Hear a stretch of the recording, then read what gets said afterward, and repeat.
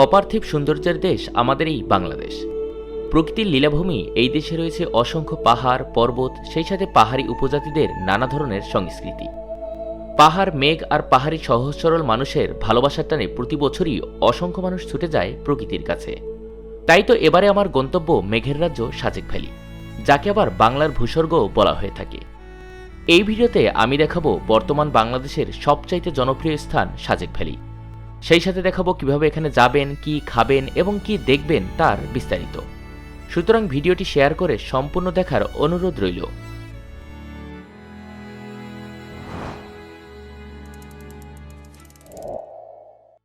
What's up guys, it's me Shahid Ahmed, again come back with another vlog video. Guys, আজকে ডিসেম্বরের 5 তারিখে আমি আবারও বেরিয়ে পড়লাম নতুন কোনো গন্তব্যের উদ্দেশ্যে। আর আজকে আমার গন্তব্য মেঘের রাজ্য সাজেক ভ্যালি। তো আপনারা সবাই জানেন আমি বরাবরই কিন্তু একেবারে একা আমি ট্যুর করি। তবে এবারে ট্যুরটা হচ্ছে আমার জন্য সম্পূর্ণ ভিন্ন রকমের, কারণ এবারে আমরা প্রায় 30 জনের একটা গ্রুপ আমরা সাজেক ভ্যালি যাচ্ছি। তো যেহেতু আমরা এত বড় একটা গ্রুপ যাচ্ছি, যার কারণে কিন্তু আমরা আজকে টোটাল একটা বাস রিজার্ভ করে নিয়েছি এবং আমাদের বাসটা ছাড়বে ঢাকা ইউনিভার্সিটির শহীদ মিনারের সামনে থেকে। তোমার বাসা যেহেতু ধানমন্ডি খুব কাছাকাছি, তো এখান থেকে আমার খুব শর্ট টাইমে আমি শহীদ মিনারের সামনে চলে যাব এবং তারপর কিন্তু ওখান থেকে আমরা একেবারে সাজেক ভ্যালির উদ্দেশ্যে যাত্রা শুরু করব। তো যাই হোক, এই ভিডিওতে আপনারা কিভাবে কম খরচে সাজেক ভ্যালি যাবেন, কি দেখবেন এবং কি খাবেন তার বিস্তারিত কিন্তু আমি তুলে ধরে ট্রাই করব। So let's go. প্রকৃতি আমার নেশা। অনেকদিন থেকেই পাহাড়ে যাওয়ার ইচ্ছা মনের ভিতরে উকি দিচ্ছিল। তাই তো ইট পাথরের শহর ছেড়ে ছুটে চলেছি প্রকৃতির কাছে। তবে এবারে আমি একা যাচ্ছি না, আমরা প্রায় 30 জনের একটা গ্রুপ সাজেকের উদ্দেশ্যে রওনা হচ্ছি। আগে থেকেই রিজার্ভ করা একটা বাস আমাদের জন্য অপেক্ষা করছিল ঢাকা বিশ্ববিদ্যালয়ের কেন্দ্রীয় শহীদ মিনারের সামনে। রাত ঠিক 11টায় আমরা আল্লাহর নাম নিয়ে সাজেকের উদ্দেশ্যে যাত্রা শুরু করি।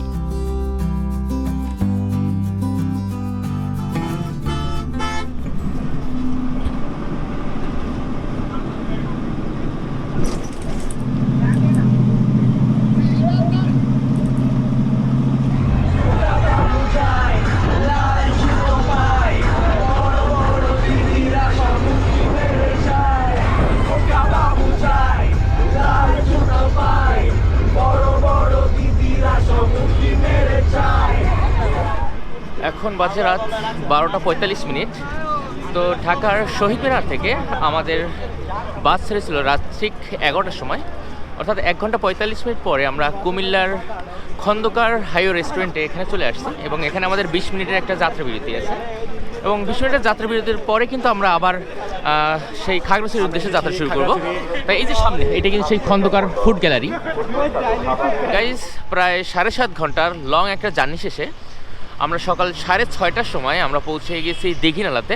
তো এখন আমরা প্রথমেই ফ্রেশ হয়ে সকালে নাস্তা করে নেব এবং তারপরেই কিন্তু আমাদের সাজেকের উদ্দেশ্যে সেই 3 ঘন্টার এক্সট্রিম জার্নি শুরু হবে। তো আমি পুরো জার্নিটাই এবং কীভাবে যাচ্ছি, কত খরচ হচ্ছে, সব কিছুই কিন্তু আপনাদের সাথে এই ভিডিওর মাধ্যমে শেয়ার করব। So let's go. মেঘের রাজ্য সাজেক ভ্যালি রাঙামাটি জেলার সবচেয়ে উত্তরে মিজোরাম সীমান্তে অবস্থিত, যার অবস্থান ভূপৃষ্ঠ থেকে প্রায় 1800 ফিট উঁচুতে। সাজেকের উত্তরে রয়েছে ভারতের ত্রিপুরা, দক্ষিণে রাঙামাটির লংগদু, পূর্বে রয়েছে ভারতের মিজোরাম এবং পশ্চিমে খাগড়াছড়ির দীঘিনালা। রাঙামাটি জেলায় সাজেকের অবস্থান হলেও ভৌগোলিক কারণে সড়কপথে সাজেক ভ্রমণ করতে হয় খাগড়াছড়ির দীঘিনালা দিয়ে। আপনারা ঢাকার গাবতলী, কল্যাণপুর, কলাবাগান, আরামবাগ বা সায়দাবাদ থেকে হানিফ, শ্যামলী, সেন্ট মার্টিন বা শান্তি পরিবহনে চলে আসতে পারেন খাগড়াছড়ি অথবা দীঘিনালা।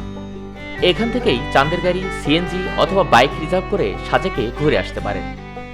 যেহেতু সাজেক ভ্যালির অবস্থান পাহাড়ি দুর্গম স্থানে, তাই প্রতিমধ্যে বাগাইহাট আর্মি ক্যাম্প থেকে সকাল 10টা 30 আর্মি স্কটের সাথে সেনাবাহিনীর বিশেষ নিরাপত্তায় সাজেক ভ্যালিতে যেতে হবে। অবশ্যই মনে রাখতে হবে সকাল 10:30টার মধ্যেই বাগাইহাট পৌঁছাতে হবে, অন্যথায় আপনাকে বিকাল পর্যন্ত অপেক্ষা করতে হবে। আমরা এখন আছি বাগাইহাট আর্মি ক্যাম্পে, আর এখান থেকেই কিন্তু মূলত আমাদের সাজেকের মূল যাত্রা শুরু হবে। অর্থাৎ এখানে আর্মিদের তত্ত্বাবধানে আর্মিদের একটা স্কোয়াডের মাধ্যমে কিন্তু আমরা যত পর্যটক আজকে সাজেক যাব, অর্থাৎ সকাল স্কোয়াডে, তারা কিন্তু সবাই যে এই পাশে দেখেন সব সিরিয়াল দিয়ে চাঁদের গাড়িগুলো দাঁড়ানো আছে এবং সবাই কিন্তু একত্রে আর্মির তত্ত্বাবধানে কিন্তু আমরা ঠিক 10:30 স্কটটা ছেড়ে যাবে, যেহেতু আজকে ফ্রাইডে একটু সময়ও লাগতে পারে, হয়তো বা 11টা বেজে যেতে পারে। তারপর কিন্তু আমরা সবাই একসাথে সাজেকের উদ্দেশ্যে যাত্রা শুরু করবো এখান থেকে। আর দেখুন কী পরিমাণে লোক, সবাই কিন্তু ওয়েট করতেছে। এখন বাজে মাত্র 9:15। তবে একটা ডাব নিচ্ছি, আলহামদুলিল্লাহ মোটামুটি বেশ বড়ই। তো সবচেয়ে মজার বিষয় এখানে ডাবের দাম অনেকটাই কম। তো এই সাইজের ডাব ঢাকা হলে 130 টাকা 140 টাকা, এখানে মাত্র 70 টাকা করে। ফাইনালি ঠিক 11টার সময় আমরা বাগাইহাট থেকে সাজেকের উদ্দেশ্যে যাত্রা শুরু করছি। যদিও আমাদের টাইম ছিল 10:30টায় স্কটে টাইম, তবে আজকে অনেকটাই লেট, যেহেতু আজকে ফ্রাইডে এবং অনেক গাড়ি আসছে, প্রচুর গাড়ি আসছে, যা অন্য সাধারণ দিনে আসে না। যার কারণে আধা ঘন্টা লেটে আমরা এখন সাজেকের উদ্দেশ্যে যাত্রা শুরু করছি। তবে আপনারা অবশ্যই 10:30টার আগেই কিন্তু বাগাইহাটে এসে পৌঁছাবেন, নাহলে কিন্তু কোনো কারণে মিস হয়ে গেলে বেলা 2টার আগে অর্থাৎ দুপুরের পরে ছাড়া আর কোনো স্কট নেই। তো অবশ্যই আপনারা 10:30টার ভিতরেই কিন্তু এই বাগাইহাটে চলে আসবেন। তো যাই হোক, আমরা বাগাইহাট থেকে আমাদের চেকিং শেষ করে এখন আমরা স্কটের সাথে আমরা সাজেকের দিকে যাচ্ছি। আর বাগাইহাট থেকে সাজেকের দূরত্ব অলমোস্ট 40 কিলোমিটার। তার এই পথ যেতে আমাদের 2 থেকে আড়াই ঘন্টা টাইম লাগবে। আঁকাবাঁকা পাহাড়ি পথ বেয়ে মেঘের রাজ্যের ভিতর দিয়ে সাজেকে যাওয়া সত্যিই অসাধারণ। যাওয়ার পথে দেখা যাবে পাহাড়ি লোকালয়, জুম চাষ, বিভিন্ন নদী, আর্মি এবং পুলিশের ক্যাম্প। এর বাইরে পুরোটা পথ জুড়ে সবুজে ঘেরা পাহাড়, যা নিজেকে আবৃত করে রেখেছে কুয়াশার নরম চাদরে। যাওয়ার পথে ছোট ছোট পাহাড়ি বাচ্চারা হাত নেড়ে নেড়ে আপনাকে পাহাড়ের এই অপরূপ সৌন্দর্য উপভোগ করার জন্য স্বাগত জানাবে, যা আপনাকে সত্যিই মুগ্ধ করবে। আমরা এখন আছি মাচালং আর্মি চেকপোস্টে। আর এখান থেকেই কিন্তু বেসিক্যালি ক্রসিংটা হয়, অর্থাৎ গতকাল যারা সাজেক গিয়েছিল এবং আজকে ব্যাক করতেছে তারা এখানে এসে দাঁড়ায়, এবং আজকে আমরা যারা সাজেকে যাচ্ছি তারাও এখানে এসে দাঁড়ায়। তারপর একটা গ্রুপ চলে যায় এবং আরেকটা গ্রুপ সাজেকে ঢোকে। অর্থাৎ এখান থেকে আসার পরে গতকালের গ্রুপ ব্যাক করে এবং আজকে নতুন গ্রুপটা সাজেকে চলে যাবে। এখানে প্রচুর গাড়ি আছে, প্রচুর। আপনার যা কী পরিমাণে গাড়ি, এবং আমাদের পিছনেও কিন্তু অনেক সংখ্যক গাড়ি আছে।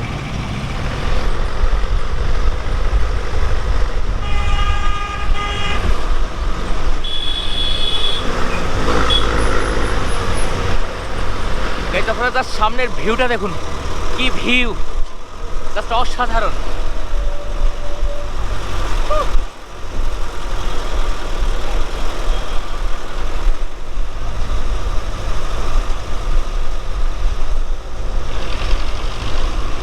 ওয়াও, এটাই আমাদের বাংলাদেশ, অসম্ভব সুন্দর। আমরা যদি না করি তাহলে কিন্তু জানবো না এবং দেখবো না। আমাদের বাংলাদেশে কিন্তু লোকানো আছে অনেক অনেক সৌন্দর্য। যদিও সাজেক একটা কমন জায়গা, তবে রাঙামাটির ভিতরে এর চেয়ে অনেক সুন্দর সুন্দর জায়গা আছে। আমরা সচরাচর সাজেক আসি যাই, এই জন্য আমরা সাজেকটাকেই প্রাধান্য দিই। বাট রাঙামাটির আনাচে কানাচেতে এর চেয়েও সুন্দর সুন্দর জায়গা আছে। তো অবশ্যই আপনারা ট্রাই করবেন অবসর সময়ে ঘোরার, তাহলে মন মানসিকতা সব কিছুই ভালো থাকবে।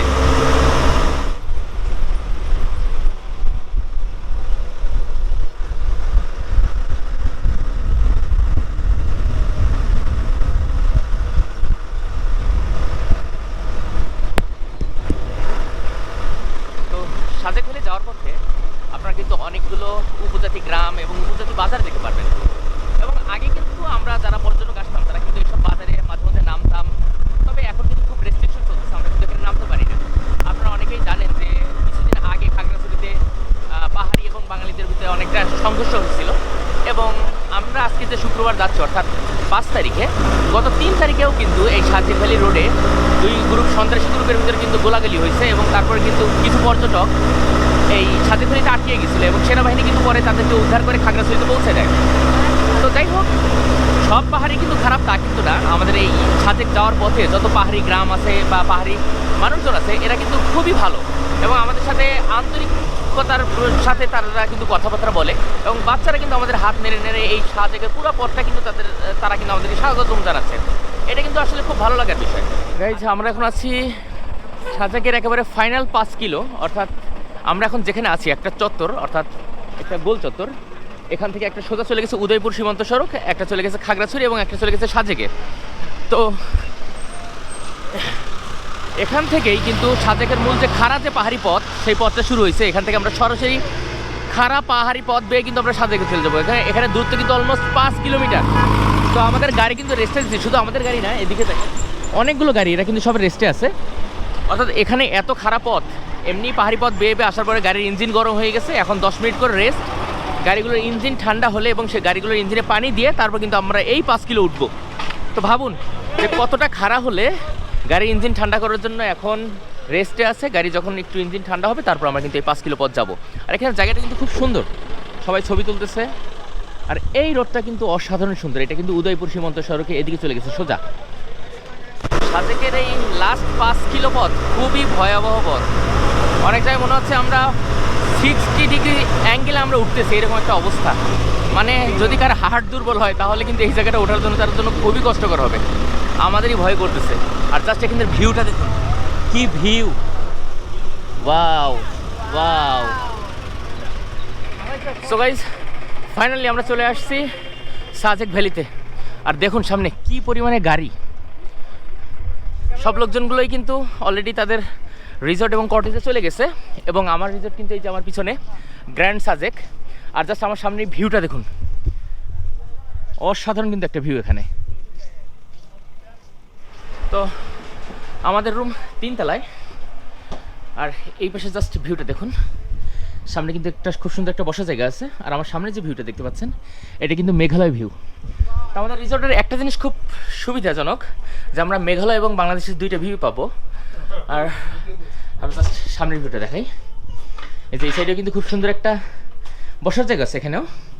আর দেখুন জাস্ট ভিউটা দেখুন, কি ভিউ, এটা কিন্তু বাংলাদেশের ভিউ। আর আমাদের সামনে ছোট বড় অসংখ্য মাউন্টেন, এবং আমরা কিন্তু সবচেয়ে বড় যে মাউন্টেনটা এবং উঁচু যে মাউন্টেনটা তার উপরে। সো গাইজ এই ভিডিওটা এখানে শেষ করতেছি, আবার দেখা হবে নতুন ভিডিওতে। এবং অবভিয়াসলি সেই ভিডিওতে আমি আপনাদেরকে পুরো সাজেক ভ্যালিটা ঘুরে দেখাবো, এবং কোথায় খাচ্ছি, কী করতেছি, সব কিছু আপনাদেরকে ডিটেলস দেখানোর ট্রাই করবো। সো এই ভিডিওটা এখানে শেষ করতেছি, আল্লাহ হাফেজ।